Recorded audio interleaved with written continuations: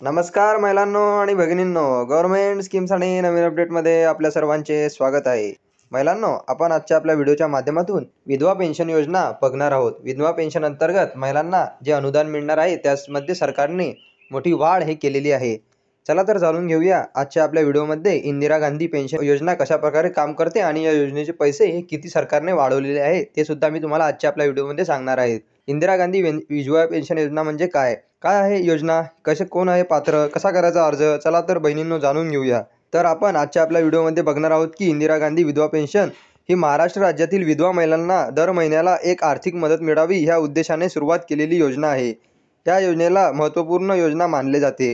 महाराष्ट्र सरकार वृद्धांसाठी, अपंगांसाठी, विधवांसाठी तसेच महिलांसाठी असे इत्यादींसाठी विविध प्रकारच्या योजना त्या काढत आहे. त्यातीलच ही एक विधवांसाठी काढलेली इंदिरा गांधी विधवा पेन्शन योजना.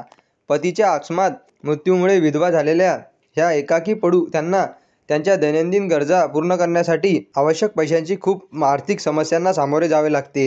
म्हणून सर्व या गोष्टींचा विचार करून इंदिरा गांधी विधवा पेन्शन योजना सरकारने सुरू करण्यात आलेली आहे. इंदिरा गांधी विधवा पेन्शन योजनेचे काही उद्दिष्टे आपण बघूया.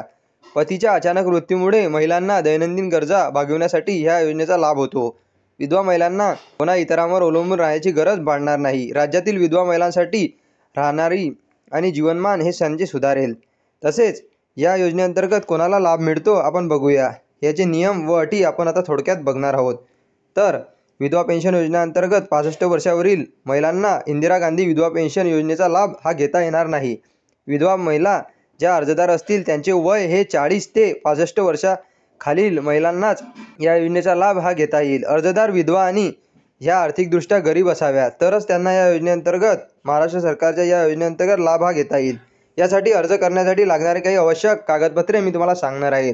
आधार कार्ड, दारिद्र्य रेषेखालील रेशन कार्ड, रहिवासी दाखला, जन्म दाखला, वयाचा पुरावा तसेच bank passbook Xerox, mobile number, पतीचा मृत्यू दाखला ग्रामसेवक किंवा नगरपालिका यांच्याकडून, मृत्यूचा दाखला, जातीचा दाखला असे डॉक्युमेंट आणि पासपोर्ट आकाराचे एक फोटो यासाठी तुम्हाला लागणार आहे. तर महिलांनो, यामध्ये सरकारने किती अनुदान वाढवलेले आहे ते आपण आता बघूया. पहिले महिलांना या योजनेअंतर्गत 1000 रुपये महिना असे दिले जात होते. मात्र आता या योजनेअंतर्गत महिलांना 1500 रुपये प्रति महिना हे असे दिले जात आहे. तर शासनाने यामध्ये वाढ केलेली आहे. या योजनेचा अर्ज तुम्ही ऑनलाईन पद्धतीने करू शकतात. तरी बहिणींनो, जो कोणी बहिणी यामध्ये पात्र असेल अशांनी लवकरात लवकर या योजनेचा लाभ घ्या. आणि व्हिडिओ आवडला असेल तर आपल्या व्हिडिओला लाईक आणि सबस्क्राईब करायला विसरू नका, जेणेकरून अशीच महत्त्वपूर्ण अपडेट तुम्हाला पुढे देखील भेटत राहील. धन्यवाद.